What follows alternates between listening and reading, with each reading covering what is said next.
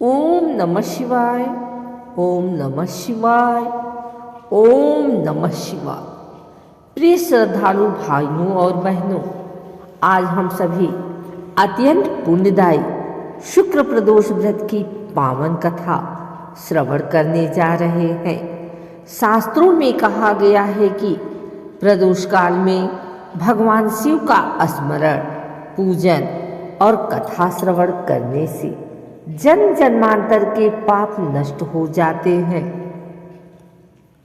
और जीवन में सुख शांति, वैभव व सद्गति प्राप्त होती है। शुक्रवार के दिन पड़ने वाला प्रदोष शुक्र प्रदोष कहलाता है। यह व्रत विशेष रूप से दाम्पत्य सुख, सौंदर्य, ऐश्वर्य, प्रेम, संतान सुख और पारिवारिक समृद्धि प्रदान करने वाला माना गया है। आज की यह कथा न केवल शिव महिमा का वर्णन करती है, बल्कि यह भी सिखाती है कि श्रद्धा, धैर्य और भक्ति से असंभव भी संभव हो जाता है। आइए मन, वचन, कर्म से पवित्र होकर भगवान शिव और माता पार्वती का ध्यान करते हुए इस अद्भुत शुक्र प्रदोष व्रत कथा का श्रवण करें। कथा आरंभ से अंत तक अवश्य सुने, क्योंकि कथा का पूर्ण फल तभी प्राप्त होता है। अब आरंभ करते हैं शुक्र प्रदोष व्रत की अद्भुत कथा। प्राचीन काल की बात है। हिमालय की तराई में एक समृद्ध नगर था। उस नगर के राजा धर्मप्रिय, दयालु और शिव भक्त थे। उनकी प्रजा सुखी थी, परंतु राजा के जीवन में एक गहरी पीड़ा थी, संतान का अभाव। वर्षों तक उन्होंने अनेक यज्ञ, दान और व्रत किए, परंतु संतान सुख प्राप्त नहीं हुआ। एक दिन राजा ने अपने मंत्री से कहा, मंत्रीवर, राज्य तो समृद्ध है, पर मेरे जीवन में सूनापन है। क्या कोई ऐसा व्रत है जिससे भगवान शिव प्रसन्न हों? मंत्री ने उत्तर दिया, महाराज, शास्त्रों में शुक्र प्रदोष व्रत को अत्यंत फलदायी बताया गया है। इस व्रत को विधि पूर्वक करने से भगवान शिव शीघ्र प्रसन्न होते हैं। राजा ने तुरंत निश्चय किया कि वे यह व्रत करेंगे। प्रदोष काल का महत्व। शुक्रवार के दिन सूर्यास्त के बाद का समय प्रदोष काल कहलाता है। कहा जाता है कि इस समय भगवान शिव कैलाश से उतरकर पृथ्वी पर विचरण करते हैं और अपने भक्तों की मनोकामनाएं पूर्ण करते हैं। राजा ने पूरी नगर में घोषणा करवाई कि हर कोई इस दिन संध्या समय में शिव पूजन करे।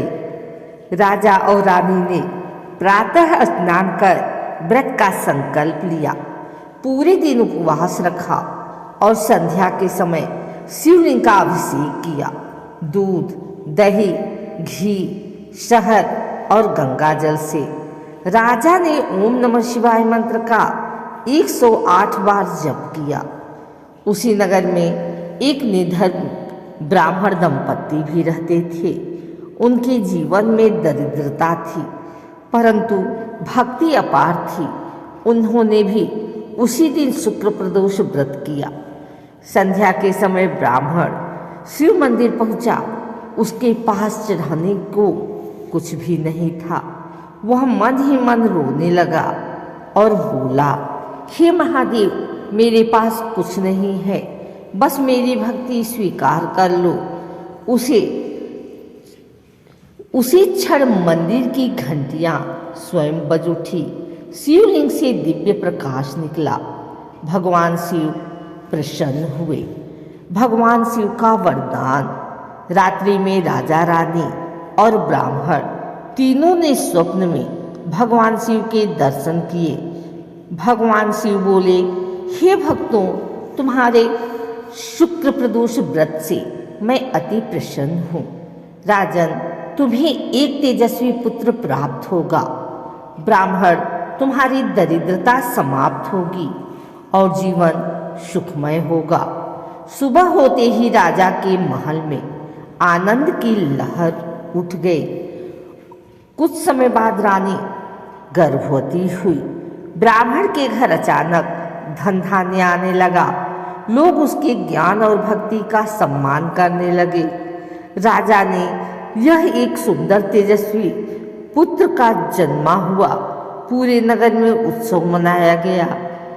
राजा ने घोषणा की, यह सब शुक्रदेव और शुक्र प्रदोष व्रत और भगवान शिव की कृपा से संभव हुआ।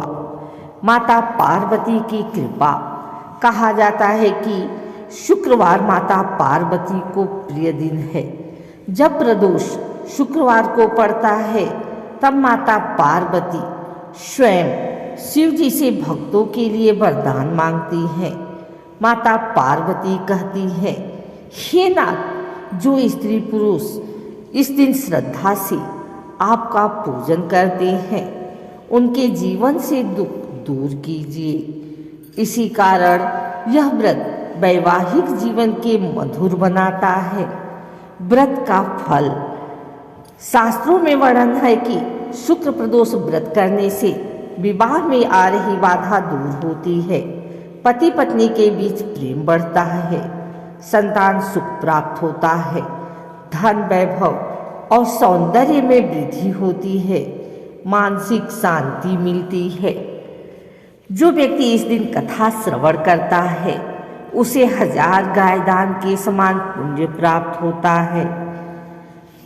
अंत में राजा ने पूरे जीवन हर एक शुक्र प्रदोष का व्रत किया। उनका राज्य सुख समृद्धि से भर गया। भगवान शिव की यह शिक्षा है कि भक्ति में संधन नहीं, श्रद्धा देखी जाती है।